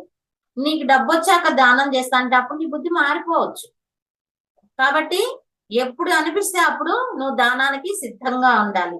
వాళ్ళు అదే చెప్తున్నారు, ఎంత కోటీశ్వరులైనా తను కోరుకున్నంత రాకపోతే తృప్తి ఉండదు కాబట్టి వాడు దానం చేయడానికి ఇష్టపడదు అన్నమాట. అందుకని వీలైనంత వరకు మన పెద్దవాళ్ళు అదే కదా చెప్తారు, 50 రూపాయలు దాచిపెట్టుకోవాలి, 25 రూపాయలు దానం చేయాలి, 50 రూపాయలు ఖర్చు పెట్టాలి, 25 రూపాయలు దానం చేయాలి, 25 రూపాయలు దాచిపెట్టుకోవాలి అని. అంత లేకపోయినా కూడా కనీసం ఒక 10% అయినా మనం విశ్వానికి ఉపయోగపడాలి. ఎందుకంటే పంచే కొద్దీ పెంచబడుతుంది. వాళ్ళు పెట్టి పుట్టారా అంటారు, వాళ్ళు ఎప్పుడు పెట్టారు? గత జన్మలో పెట్టారు, పెట్టి ఈ జన్మలో కోటీశ్వరులుగా పుట్టారనమాట. కాబట్టి నువ్వు ఎంత దానం చేస్తే అది నీకు అంత పుణ్య ఫలాన్ని ఇస్తుంది. విద్య దుర్మార్గులకు, వివాదాలకు, అహంకారానికి, ధనం మదాన్ని, బలము ఇతరులకును బాధించటకు మాత్రమే పనికి వస్తాయి. విద్య దుర్మార్గులకు ఎలా ఉపయోగపడుతుందంటే వివాదాలకి, అహంకారానికి. ధనం ఏంటి? మదాన్ని అంటే పొగరుబోత్తనాన్ని ఇస్తుంది. బలము ఇతరులను బాధించడానికి మాత్రమే పనికి వస్తుంది. ఎవరికి? అజ్ఞానులకి. సాధుజనులకు విద్య జ్ఞానానికి, వినయానికి, ధనం ఇతరులకు సహాయం చేయడానికి, బలము బలహీనులను రక్షించడానికి పనికొస్తాయి. వాళ్ళేమో అక్కడ అవన్నీ చెడ్డ పనులు చేస్తారు, వీళ్ళేమో వాళ్ళు నేర్చుకున్న విద్య జ్ఞానానికి, వినయానికి, ధనం ఇతరులకు సహాయం చేయడానికి, తన వద్ద ఉన్న బలము, ఇప్పుడు రాజకీయ బలం ఉందనుకోండి, ఎంతో మందికి సహాయం చేయొచ్చు, ఏమీ ఆశించకుండా ఎంతో మందికి సహాయం చేయొచ్చు. అట్లా బలము ఇతరులను రక్షించడానికి ఉపయోగపడుతుంది. బుద్ధిమంతులకు కాలం జ్ఞానాన్ని సంపాదించుటలో అనగా శాస్త్రాలు, పురాణాలు, సద్గ్రంథాలు పరిశీలించి ఆచరించటతో సరిపోతుంది. బుద్ధిమంతులకు కాలం జ్ఞానాన్ని సంపాదించడంలో అనగా శాస్త్రాలు, పురాణాలు, సద్గ్రంథాలు పరిశీలించి ఆచరించటంతో సరిపోతూ ఉంటుంది. ధ్యానం చేసే వాళ్ళకు మీరు గమనించండి, అంతకుముందు ఏమీ చేయకపోయినా టైము సరిపోయేది. ఇప్పుడు ధ్యానం చేస్తూ, జూమ్ క్లాసులు అటెండ్ అవుతూ, సద్గ్రంథాలు చదువుతూ ఇన్ని చేస్తున్నా కూడా 24 గంటలు సరిపోతుంది. మనం ధ్యానం చేస్తున్నామని ఏమన్నా గంటలు ఏం పెరగలేదు కదా, ఉన్న దాంట్లో అడ్జస్ట్ చేసుకుంటున్నాం మనం. అట్లా ఏంటి అంటే జ్ఞానం కావాలనుకునే వాళ్ళకి టైము ఎంత కూడా సరిపోదు. నిజంగా అయితే ఎక్కువ గంటలు ధ్యానం చేయాలనుకున్న వాళ్ళకి ఇంటి పనులు ఎక్కువ ఉన్నాయనుకోండి, అందువల్ల ఏంటంటే వాళ్ళకి టైం సరిపోదు అనమాట. బుద్ధిమంతులు మంచి పనులు చేస్తారు, బుద్ధిమంతులు కాని వాళ్ళు ఇంకంత టైం ఇచ్చినా కూడా వీడియోలు చూడడానికి, టీవీలు చూడడానికి, పెత్తనాలు కొట్టడానికి వాళ్ళకి ఎంత టైం కూడా, ఎందుకంటే అవంటే ఇష్టం వాళ్ళకి, ప్రాపంచికత అంటే ఇష్టం, ఎంత టైం కూడా సరిపోదన్నమాట. చాలా మంది మాకు టైం లేదండి, ధ్యానం చేయడానికి టైం లేదండి, జూమ్ క్లాస్ అటెండ్ అవ్వచ్చు కదా. ఇప్పుడు నా గ్రూప్ లో 67 మంది ఉంటారు, నేను ప్రతిరోజు ఫార్వర్డ్ చేస్తాను ఆ గ్రూప్ కి. మీరు పంపించిన ప్లేయర్ ని ప్రతిరోజు ఫార్వర్డ్ చేస్తా, ఒక్కరు కూడా చూడు. ఏమంటే మాకు వీలు కాలేదు మేడం, టైం సరిపోవట్లేదు మేడం అంటారు. నేను ఒకటే మాట అడుగుతా వాళ్ళని, సినిమాకి వెళ్తారా అని అడుగుతా. వెళ్తాము అంటారు. అప్పుడు మరి ఏం చేస్తావు సినిమాకి వెళ్ళాలంటే? గబగబా పని చేసుకొని వెళ్తాము అంటారు. 3 గంటలు నువ్వు రిలాక్స్ గా ఉండాలి అంటే పనంతా చకచకా చేసుకోవాలి. మరి జీవితంలో నువ్వు సంతోషంగా, ప్రశాంతంగా, సుఖంగా ఉండాలి అంటే నువ్వు ఎన్ని గంటలు నీకోసం నువ్వు కేటాయించుకోవాలి? ఒక ఫంక్షన్ కి వెళ్ళడానికి టైం ఉంటుంది, ఒక సినిమాకి వెళ్ళడానికి టైం ఉంటుంది, ఇతరుల పక్కింటి వాళ్ళ కబుర్లు వీళ్ళ కబుర్లు అన్ని చెప్పుకోవడానికి టైం ఉంటుంది. కానీ ధ్యానం చేయడానికి మాత్రం టైం ఉండదు. నాకు అదే అర్థం కాదు. చాలా మంది 100లో 80 మంది చెప్పే మాట ఏంటంటే నాకు టైం సరిపోదు అని. ఒకప్పుడు రుబ్బుకునే వాళ్ళము, దంచుకునే వాళ్ళము, చెరువు నుంచి నీళ్లు తెచ్చుకునే వాళ్ళు, లేదంటే బావిలో నీళ్లు తోడుకునే వాళ్ళు. అప్పుడు టైం సరిపోయింది. ఇప్పుడు అవన్నీ ఏమీ లేవు. గ్రైండర్లు, మిక్సర్లు, స్విచ్ చేస్తే మోటార్లు, ఎక్కడికక్కడికి నీళ్లు వస్తాయి. ఇంట్లో పని వాళ్ళు లక్షణంగా అంట్లు, ఇళ్ళు, బట్టలు పని వాళ్ళు చేసిపోతారు. వీళ్ళు వంట టిఫిన్ మాత్రమే చేస్తారు. అయినా కూడా వాళ్ళకి టైం సరిపోదు. నాకు అదే ఆశ్చర్యం వేస్తుంది. మా ఇంటికి వచ్చిన వాళ్ళు, చూసిన వాళ్ళందరూ అదే అంటారు, మేడం మీకు పని వాళ్ళు లేరు, ఏం లేదు, అన్ని పనులు మీరే చేసుకుంటారు, మళ్ళీ ఇన్ని చెట్లను పోషిస్తున్నారు, అందరికీ పంచుతున్నారు, మళ్ళీ ధ్యానం చేస్తున్నారు, క్లాసులు చెప్తున్నారు, మరి మీకు టైం ఎట్లా సరిపోతుంది అని అంటారు. మనం కుదించుకోవాలా, ఆ పనులన్నింటినీ కుదించుకొని ధ్యానానికి మనం టైము ఏర్పాటు చేసుకోవాలా. ధ్యానం వల్ల లాభపడేది మనమే, వేరెవరో కాదు. కాబట్టి మనకు మనం టైం కుదించుకొని, పనులన్నీ కుదించుకొని ధ్యానానికి టైం అనేది సెట్ చేసుకొని చెయ్యాలి. ఇప్పుడు నువ్వు ధ్యానం చేసావు అనుకో, నువ్వు జ్ఞానవంతురాలు అవుతావు. జ్ఞానం వచ్చింది అంటే నీకు అంతా సంతోషమే, దుఃఖం అనేదే ఉండదు. నీ జీవితం నుంచి దుఃఖం వెళ్ళిపోతుంది. అంతకు మించి ఇంకేం కావాలి? ఈ ప్రాపంచికత కోసమే కదా మనం ఇంత కష్టపడుతున్నాం. అవన్నీ కుదించుకొని మనం ధ్యానం చేసుకున్నామంటే అవలీలగా మనకి ఏం కావాలో అవి భగవంతుడు అందివ్వడం జరుగుతుంది. దానికి సంబంధించిన కథలు అంతకుముందు కూడా చెప్పుకున్నాము. నేను చెప్పానో లేదో గుర్తులేదు, అది మళ్ళీ ఇంకొక రోజు చెప్తాను. ఎందుకంటే ఈ బుక్ సెషన్స్ పెరిగిపోతూ ఉన్నాయి. మూర్ఖులకు తగాదాలతోనూ చెడ్డ అలవాట్లతోనూ నిద్రతోనూ గడిచిపోతుంది. మూర్ఖులు అంటే జ్ఞానం లేని వాళ్ళకి తగాదాలు, చెడ్డ అలవాట్లు, నిద్రతో గడిచిపోతుంది. పుణ్యం వలన సుఖము, పాపం వల్ల దుఃఖం ప్రాప్తించును. నువ్వు పొందే సుఖాలన్నీ ఏంటి? పుణ్యం వలన. నువ్వు పొందే దుఃఖాలన్నీ పాపం వలన. మానవులు పుణ్యం చేయుటకు ఇష్టపడరు, కానీ దాని యొక్క ఫలము అనగా సుఖాన్ని మాత్రం కోరుతారు. 100లో 98 మంది చేసేది ఇదే. పుణ్యం మాత్రం చేయరు, కానీ నేను సుఖంగా హాయిగా జీవించాలని దేవుడి దగ్గరికి వెళ్ళి టెంకాయలు కొట్టేసి వస్తాం. పుణ్యం మాత్రం చేయం. నేను సంపాదించిన డబ్బు నేను ఎట్లా ఇస్తాను, నాది, నా కష్టార్జితం అంటారు. మరి భగవంతుడు డబ్బు ఇవ్వాలి అంటే నువ్వు పుణ్యం చేస్తేనే కదా, ఏదైనా చేస్తేనే కదా నీకు దాని ఫలితం తిరిగి వస్తుంది. ఏం చేయకుండా నాకు అది కావాలి ఇది కావాలంటే రాదు. పాపాల వల్ల వచ్చే దుఃఖానికి దూరం కావాలని కోరుకుంటారు, కానీ పాపాలను చేయడం మాత్రం మానరు. నాకు దుఃఖం వద్దంటారు, చెడ్డ పనులు, వెధవ పనులు మాత్రం చేస్తూనే ఉంటారు. ఏది చేస్తే అదే కదా విశ్వం నీకు తిరిగి ఇస్తుంది. నువ్వు వేప మొక్కను నాటి మామిడికాయలు కాయలేదంటే కాస్తుందా? విశ్వ నియమాలు ఒప్పుకో.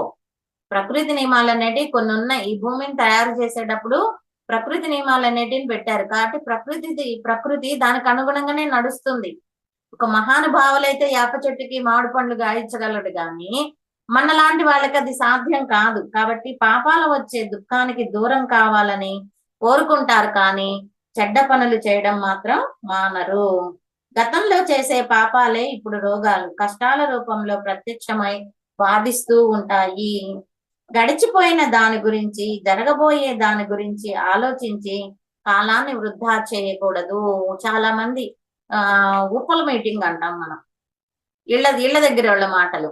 ఎంతసేపు గతం గురించి అన్నా ఉంటుంది, భవిష్యత్తు గురించి అన్నా ఉంటుంది. పోనీ ఆ గతం గురించి ఏమన్నా మంచిగా ఉంటుందా? ఇప్పుడు నీకు జీవితం హ్యాపీగా సుఖంగా ఉంది, ఆ సుఖాన్ని అనుభవించరు. ఇప్పుడంటే సుఖం అనుభవిస్తున్నాం, కానీ నేను మా అత్తగారి దగ్గర ఉన్నప్పుడు ఎన్ని కష్టాలు పడ్డానో అని అంటారు. అవసరమా?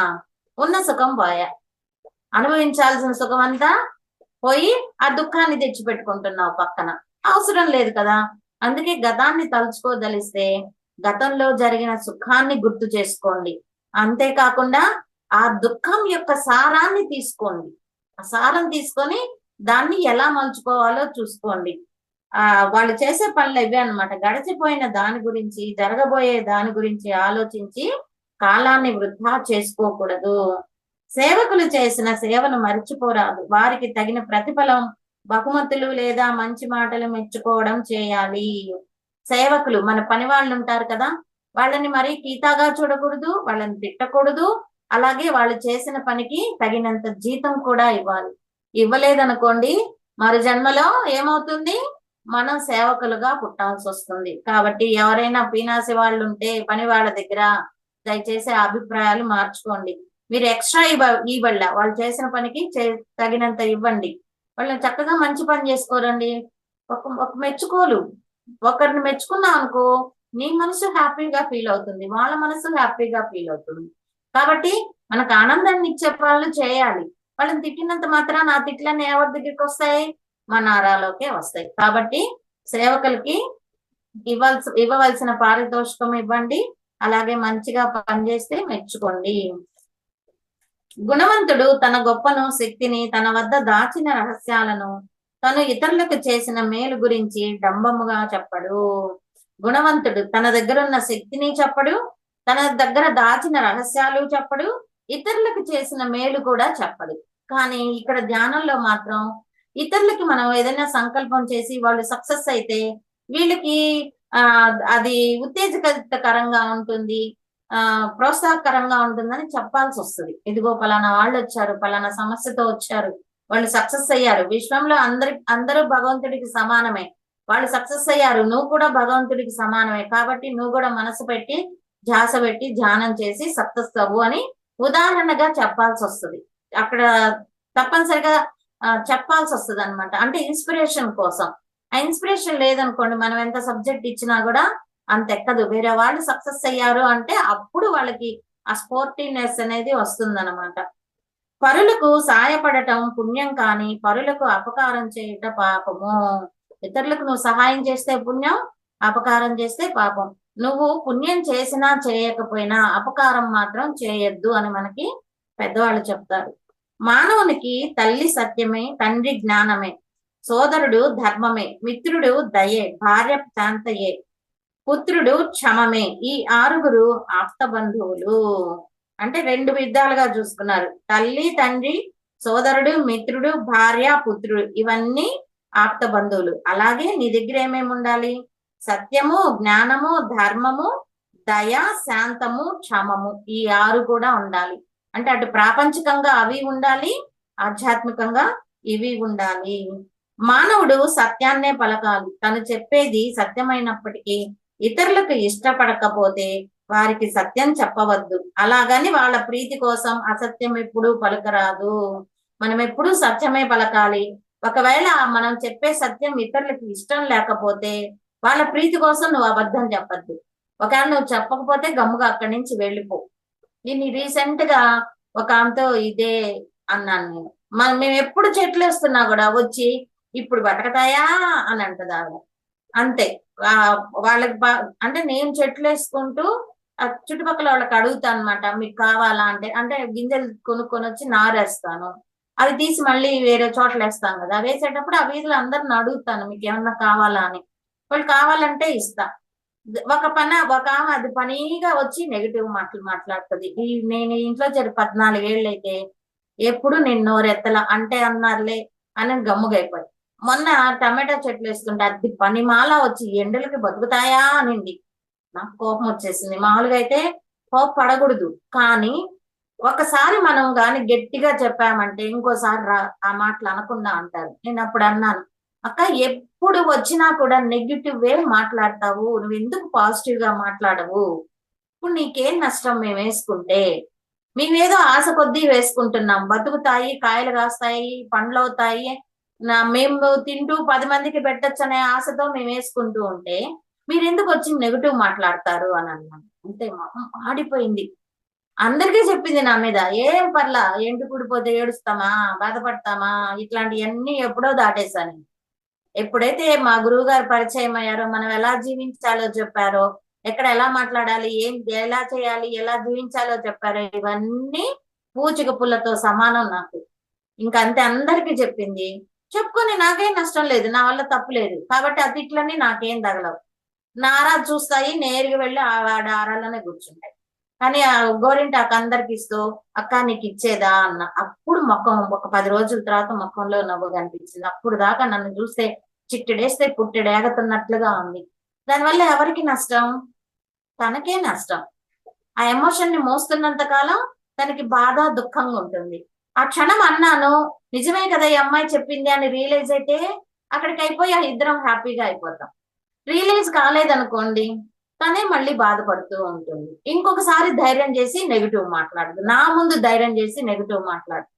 అక్కడ అందుకని నేనేం చెప్తా అంటే, నా దగ్గర ఒక పెద్ద కత్తెర ఒకటి పట్టుకుంటా. ఎక్కడ ఎవరు ఎలా కట్ చేయాలో అలా కట్ చేస్తానన్నమాట. పోనీ వాళ్ళ పట్ల ద్వేషం ఉంటదంటే ఏముండదు, ప్రేమే ఉంటది. కానీ మనం సరి చెయ్యాలి. ఇప్పుడు బిడ్డలు చెప్పిన మాట వినకపోతే ఒక దెబ్బ వెయ్యాలి. వెయ్యకపోతే ఇంకా ఇంకా చెడ్డగా అయిపోతారు.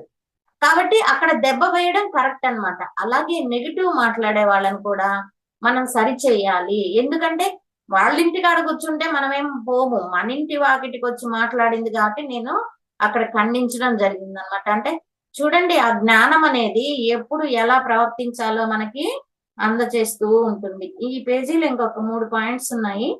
ఎవరు ఏ పని చేసినా సుఖంగా ఉండేదానికే చేస్తారు, కానీ ధర్మం లేకుండా చేసిన ఏ పని అయినా దుఃఖాన్ని ఇస్తుంది. ఎవరైనా సుఖం కోసమే చేస్తారు, కానీ నువ్వు చేసే పనిలో ధర్మం లేకపోతే నీకు దుఃఖమే వస్తుంది. మానవుడు ధర్మం విడిచి ఏ పని చేయరాదు. నీ పని మనకి ధర్మాలు 4 చెప్పుకున్నాం కదా. చతుర్విధ పురుషార్థాల్లో ధర్మం ఒకటి. నీ సంపాదన ధర్మంగా ఉండాలి. నీ మాట, నీ చేతలు ఏదైనా ధర్మంగా ఉండాలి. అన్యాయంగా ఉండకూడదు. కాబట్టి ఎప్పుడు ధర్మంని విడిచిపెట్టకూడదు. సత్యమునందు ధర్మమున్నది, సత్యమే దైవము. ఈ జగత్తంతా సత్యంతో నిండినదే అని గ్రహించవలనే. సత్యం నందు ధర్మం నిబిడీకృతమై ఉంటుంది. సత్యమే దైవం. ఇంకా చెప్పాలంటే సత్యమే దైవం. ఈ జగత్తంతా సత్యంతో నిండి ఉంది. ఈ జగత్తులో అంతా సత్యం ఉంది అంటే నువ్వు చూసే దృష్టిని బట్టి ఉంటుంది. ఆ కామెర్ల రోగికి లోకమంతా పచ్చానని అంటారు. అందరు అంటుంటారు ఈ ప్రపంచం పాడైపోయిందండి, ఈ ప్రపంచం పాడైపోయింది అండి అని. కానీ ఆ లోపల మన భావన అలా ఉంటుంది. పాడైపోయిన ప్రపంచం చూడబాకు, మంచిగా ఉన్న ప్రపంచం చూడు. ఎంత మార్పు చూడండి. ఆ చెడ్డ నువ్వు చూడబాకు. ఆ ఉండేది అప్పుడు అందరూ చెడ్డవాళ్లే ఉండరు కదా, మంచి వాళ్ళు కూడా ఉంటారు కదా. కలియుగ ధర్మం ప్రకారం 100లో 25 మంది మంచి వాళ్ళు ఉంటారు కదా. ఆ మంచిని చూడు, ఆ చెడ్డని ఎందుకు చూడాలా? మా భావం మార్చుకుంటే అంతా మంచిగా కనపడుతుంది అనమాట. అక్కడ కూడా కామెర్ల రోగికి అంతా పచ్చదనమే. మంచినే చూస్తూ ఉంటే అంతా మంచిగానే కనపడుతుంది నీకు. సత్యమును మించిన పరమ పదము మరొకటి లేదు, అలాగే అసత్యానికి మించిన పాపము మరొకటి లేదు. సత్యము మించిన పరం వేరేది లేదు, అలాగే అసత్యానికి మించిన పాపము మరొకటి లేదు. నువ్వు అసత్యం మాట్లాడుతూ ఉన్నావు అంటే నీకు ఆ పాపము పెరుగుతూ వస్తూ ఉంది. ఇక్కడ కాపుకున్నాము. నమస్తే మేడం. నమస్తే అమ్మా. చాలా అద్భుతంగా చెప్పారు మేడం. రమణ మహర్షి ఈ రోజు రోజుకి జ్ఞానం అద్భుతంగా వస్తుంది మేడం. నిజం చెప్పాలంటే ఎన్ని విషయాలు మనం లో ఆశను పెడుతున్నాం అనేది మనకి కూడా అర్థం అవ్వాలి. ఎందుకంటే ఎంత తెలిసినా ఎరుకని కోల్పోతాం మేడం. అంతే, ఎరుకని కోల్పోయి మనం కోల్పోకుండా ఉండాలంటే సాధన కావాలమ్మా. సాధన కావాలి, సజ్జన సాంగత్యం 2 కావాలి మేడం. సాధన చేస్తున్నాము. సాధన ఎందుకంటే ధ్యానం చేసే వాళ్ళు ఎక్కువ మంది ప్రతిరోజు సాధనలో కూర్చుంటారు. మీరు అన్నట్టు సాధన చేస్తారు, కానీ ఎంతసేపు మనతో మనం ఉంటామనేది తెలియదు. ఆలోచనతో ఉంటున్నామా తెలియదు. అది అంటే ఇవాళ ఎన్ని ఉదాహరణలు చెప్పారంటే నిజంగా చాలా మంది పని మనుషులకి చాలా పని చేయించుకుంటారు మేడం. తక్కువ జీతం ఇస్తారు, చాలా పని చేయించుకుంటారు. ఇంకా దానికే ఇంకా పని మనిషి అది చేయలేదని అందుకే చాలా చెప్తూ ఉంటారు. నిజంగా చెప్పాలంటే వాళ్ళు మనుషులే కదా, వాళ్ళకి వకీళ్ళు చేస్తారా ఎన్నో వాళ్ళ కూటు కోసం ఎన్నో ఇల్లు ఒప్పుకుంటారు, గబా గబా చేస్తుంటారు, వెళ్తుంటారు. ఒకటి చేయకూడదు, నో జడ్జిమెంట్. అది అలాగే వీళ్ళు మీరు నిజమే మేడం. ఇప్పుడు వాళ్ళకి ఈ జన్మ తగిన పారితోషికం ఉండదు అనుకోండి, నెక్స్ట్ జన్మలో మనం నిజంగా అనుభవిస్తాం.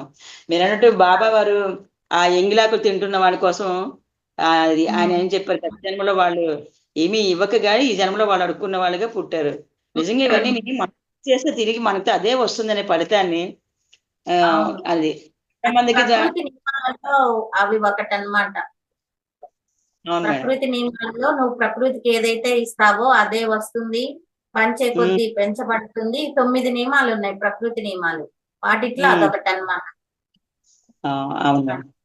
తర్వాత మనం చాలా మందికి ధ్యానం చేయమంటాం. అసలు ఖాళీ లేదు మేడం, అసలు ఖాళీ లేదు నాకు. నాకు అసలు ఖాళీ ఉండదు. అంటే అప్పుడు ఏంటంటే పడుకునేటప్పుడు ఖాళీ ఉంటుంది, అప్పుడు చేసుకోండి ధ్యానం. మీకోసం చేసుకోండి ధ్యానం, ఎవరి కోసం కాదు. చెప్పడం మా ధర్మం, తర్వాత మీ ఇష్టం అంటాం.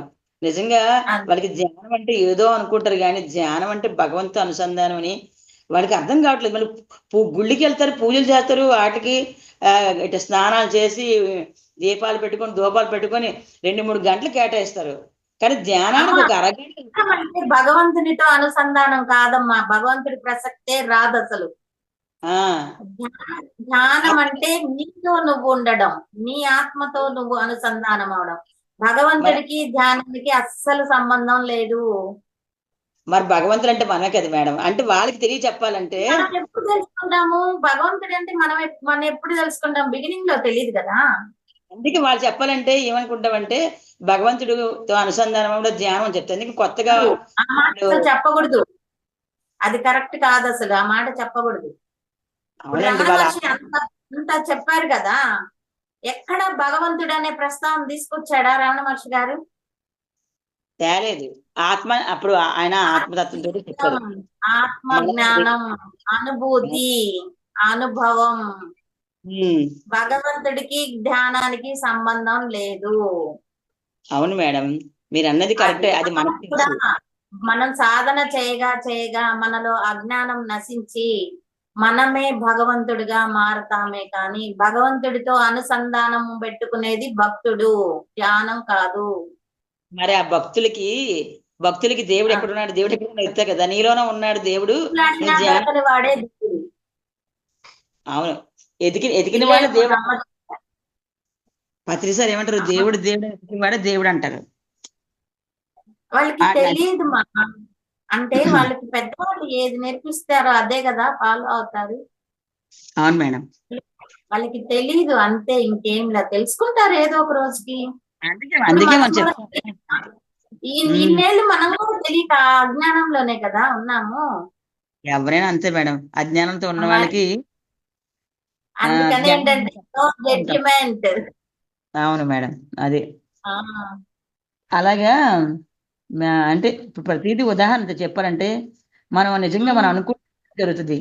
మనం అనుకుంటేనే అది మన సంకల్పన ఏదైనా ముఖ్యం. మీరు అన్నారు కదా, అయితమ్మా ఎవరైనా చాలా మంది వచ్చి నిజంగా నేను మీరు అన్నట్టే వచ్చి చెప్తూ ఉంటారు. సుత్తని చెప్తాను, సుత్తంతా ఎందుకు, నీకు అసలు ఏం కావాలి చెప్పు, దేని సొల్యూషన్ చెప్తాను నేను అంటాం. అంటే వినాలి, ఫస్ట్ వినాలి మనం అంటారు. క్లారిటీగా ఉన్నామంటే ఫస్ట్ ఆ ప్రాపంచిక విషయాల పట్ల మనకి ఇష్టం ఎప్పుడైతే నశిస్తుందో, అవును మనం మేడం. క్లారిటీగా ఉంటామో అప్పుడు వాళ్ళని ఖండించగలిగే ఆ ధైర్యం ఉంటుంది మనకి. ఆ, అది కరెక్ట్ మేడం, నిజమే. మనం క్లారిటీగా ఉన్నప్పుడు ఖండించగలుగుతాం ఎవరైనా సరే, నిజమే. ఎందుకు ఇప్పుడు మనకి వినాలనిపించింది, ఇంక వాళ్ళు చెప్తూ ఉంటారు. అప్పుడు మీరు అన్నట్టు ఆ నేను కూడా అదే అనుకుంటాను, నాకు ఏది అవసరమో అదే ఇవ్వండి మాస్టర్స్, ఇదేంటి వీళ్ళు ఎంత చెప్పినా ఇంక అర్థం కాదు వినాలంటారు. ఎంత విన్నా దానికి పరిష్కారం అదే అంటారు, మీకు పరిష్కారం కావాలా, లేకపోతే ఈ బాధ ఏంటి, బాధ నుంచి బాధ నుంచి పంచుకోవాలనుకుంటున్నారా ఏంటి, బాధ చెప్పుకోవాలనుకుంటున్నారా అంటాం. పరిష్కారం కావాలంటారు, మరి చెప్ప వినాలంటారు. అలాంటప్పుడు మీరు ఏ విధంగా అనుకోరు అనేది మంచి ఉదాహరణ బాగా చెప్పారు మేడం. తర్వాత తర్వాత ఏంటంటే ఇప్పుడు ధ్యానంకి టైం లేదంటారు. తర్వాత మనం ఇప్పుడు చాలా మంది కుంటి వాళ్ళని, గుడ్డి వాళ్ళని చాలా మంది హేళన చేస్తూ ఉంటారు. ఓ నువ్వు కుంటోడురా, నువ్వు గుడ్డోడురా, నీకు కనపడదురా, నీకు వినపడదురా, నీవు నడవలేవురా అంటూ ఉంటారు. నిజంగా అలా హేళన చేస్తే నెక్స్ట్ జన్మలో ఆ అనుభూతి మనం అంటే ఎవరైతే హేళన చేస్తారో వాళ్ళు పొందుతారు అనేది అది మాత్రం సత్యమే. ఎందుకంటే మనం ఏదైతే భావన చేస్తుంటారో, ఏదైతే మాటగా వాక్ చేస్తామో అది తిరిగి మన అనుభవ జ్ఞానాన్ని పొందవలసి వస్తుంది. కాబట్టి ఇవన్నీ అక్షర సత్యాలు మేడం. గొప్పగా ఈరోజు మాత్రం ధ్యానం మాత్రం బాగా వచ్చింది మేడం. అంటే ఇది రమణ మహర్షి బోధనల ద్వారా మీరు కూడా చక్కగా వివరంగా చెప్తున్నారు కదా. నిజంగా చెప్పాలంటే ఎవరితో పెట్టుకోకూడదు గొడవలు అంటే నిజంగా బంధువులతోటి, స్త్రీలతోటి, ముసలి వాళ్ళతోటి, ఈ బయట వాళ్ళతోటి వీళ్ళతోటి మనం పెట్టుకోకూడదు. ఎందుకంటే వాదించినా అందులో ప్రయోజనం లేదు. వాళ్ళన్నదే అంటే కరెక్ట్ అండి. మనం ధ్యానంలో ఎదగడానికి వీటన్నింటికి దూరంగా ఉండాలి. మనం చెప్పుకున్నాం కదా, కుండకి చిల్లులు ఎక్కువ ఉన్నాయనుకోండి, ఉమ్, పోసిన నీరు నిలబడదు. మనం అవును ధ్యానంలో ఎదగాలి అంటే ఇవన్నీ మనం పక్కకి నెట్టేసి మనతో మనం ఉంటూ మంచి పనులు చేస్తూ మంచి గుణాలను కలిగి ఉంటేనే మీరు తొందరగా మెట్లు ఎక్కుతారు. అవును మేడం, అది. అవును. ఉమ్. చాలా అదే అద్భుతంగా. వాళ్ళందరికీ ఏమి ఉండాలి ఏమి ఉండకూడదని అంత చక్కగా వివరణ. ఆ, పదాలు మారుతున్నాయి కానీ ఆల్మోస్ట్ సబ్జెక్ట్ అంతా చూస్తే ఒక 10 పాయింట్లే. అవును మేడం, కరెక్టే. ఆ, ఆ పదాలు అంటే మామూలుగా అంటే వాళ్ళ వాళ్ళ మైండ్ సెట్ ని బట్టి రకరకాల మాటలు రకరకాల ఉదాహరణలతో చెప్తున్నారు అన్నమాట. అవును. మీరు కూడా బాగా చెప్తున్నారు మేడం. ఎందుకంటే మీకు ఉన్న అనుభవ జ్ఞానాన్ని వాళ్ళు జోడించి నా దగ్గరికి వస్తే ఇప్పుడు చూడండి, మీరు టమాటా పళ్ళ కోసం ఆ మాట అన్నది అది ఖండించాలి. ఎందుకంటే నెగిటివ్ వర్డ్ మనం దాన్ని యాక్సెప్ట్ చేయకూడదు. వెంటనే నెక్స్ట్ వాళ్ళు ఇంకోసారి మాట్లాడరు. అలా ఖండించగలిగితే సత్యం సత్యమే కదా మేడం. ఎందుకంటే వాళ్ళు కూడా తెలుసుకుంటారు, అమ్మో ఇలాంటి మాటలు మాట్లాడకూడదు, జాగ్రత్తగా ఉండాలి అనేది ముందు నా రిపీట్ ముందు అవుతుంది. మాట్లాడదు. నెగటివ్ మాటలు మాట్లాడితే మా వీధిలో వాళ్ళందరూ భయపడతారు, అమ్మో సంధ్య అరుస్తది అని. సంధ్య అరవదు, చెప్తుంది. మాట మార్చండి. అరవదు, చెప్తుంది, అవును. తెలియజేస్తుంది. అరవడం వేరు. ఎత్తమంటారా? అరుపుకి ఎత్తమంటారా? మాట్లాడమంటారా ఉమ్. అని అంట. అమ్మో వద్దు సంధ్య, వద్దు సంధ్య. లేదు లేదు, నువ్వే కరెక్ట్, నువ్వు చెప్తున్నావు, ఓకే మేమే అట్ట అంటున్నాం అంటారు. అవునవును. మళ్ళీ ఏమంటారంటే ఇది ధ్యానం చేతనికి కోపం ఎక్కువ అంటారు. కోపం ఎక్కువ ఏంటి, పదే పది సార్లు వినలేనప్పుడు మనం కొంచెం సీరియస్గా చెప్తాం. ఆ చెప్పేదాన్ని కోపం అంటారు. కానీ సత్యం అది చెప్తున్నామని ఆశ అనుకోరు. నువ్వు ధ్యానం చేస్తున్నావు కదా ఎందుకు అంత కోపం అంటే, అంటే వాళ్ళు మామూలుడికి కోపంగా చెప్పొచ్చు. ధ్యానం చేసిన వాళ్ళు ఒక విషయాన్ని, మంచి విషయాన్ని మంచిగా చెప్పడం కూడా తప్ప అన్నట్టు ఉంటది. కోపం ఉండకూడదని ఎక్కడ రూల్ ఏం లేదు కదమ్మా. అంతే కదా. ధ్యానం చేసే వాళ్ళకి కోపం ఉండకూడదని రూల్ అయితే ఏం లేదు. అరిషడ్ వర్గాలు అదుపులో ఉండాలి. అది కరెక్ట్ మేడం. మొన్న నేను చెప్పారు కదా మీరు, ఋషులు, యోగులు ధ్యానం చేస్తే ఆ, శపిస్తూ ఉంటారు. వాళ్ళు ఆ. అంటే వాళ్ళ అరిషడ్ వర్గాలని దూరంగా అంటే ఇంకా అదుపులో లేరు. ఇంద్రుడి కోసం లేరు. చెప్పారు. ఇప్పుడు అదుపులో లేకపోబట్టే కదా అందరూ శపించారు కదా. అవును, అవును, అవును, విష్ణుమూర్తి కూడా మిగతా వాళ్ళని శపించాడు కదా. అవును. అవునా? ఇవన్నీ అవును మేడం, మరి ఇవన్నీ ఫలితం ఏంటి? ప్రతి ఒక్కరూ అద్భుతం. శపించిన వాళ్ళే కానీ అది శపించేసి మళ్ళీ ఏమంటారు? కారణం లేనిదే కార్యము జరగదు అంటారు. ఉమ్, ఇది వేరే అవును. కార్యం కోసం ఇలా మా చేత ఉమ్, మాట్లాడించేట్టు ప్రకృతి చేసింది అంటారు. వాళ్ళు గొప్పవాళ్ళు కాబట్టి వాళ్ళు ఏం చేసినా చెల్లుబాటు అవుద్ది. నువ్వు నేను అంటే చెల్లుబాటు అవుద్దా కంకర పట్టుకొని? నిజమే మేడం. చాలా అద్భుతంగా ఉంది ధ్యానం మాత్రం. నిజంగా మీకు చాలా చాలా థ్యాంక్స్ మేడం. ఎందుకంటే అయ్యో ఎంత భలేవారు. చెప్పండి అనురాధ గారు చెప్పండి. చాలా బాగుంది. చాలా బాగుంది మేడం. వింటూ ఉంటే అది వినంగా వినంగా వినంగా లోపల అవేర్నెస్ కానివ్వండి, ఇంకేదైనా కానివ్వండి, లోపలే జరుగుతుంది ప్రాసెస్ అంతా. చాలా బాగుందండి. రోజు వింటూ ఉంటే అంటే ఆ చాలా విషయాలు తెలుసుకోవచ్చు. మీరు మీ యొక్క అనుభవాలను కూడా జత చేసి చక్కగా చెప్తున్నారండి. Okay, very good.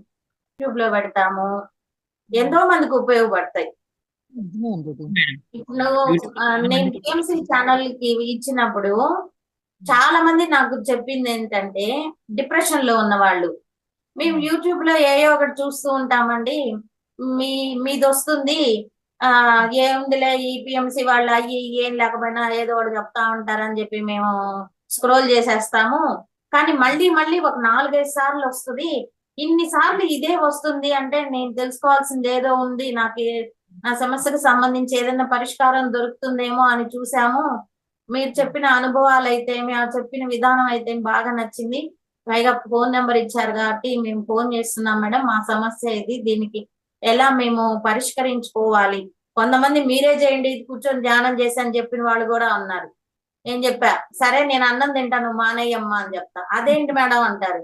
మరి నీ సమస్య నేనెందుకు ఎత్తుకొని నేను చేస్తాను, నీ సమస్య నీకు బాగా అర్థమవుతది, నేను చేస్తే కాదు అది.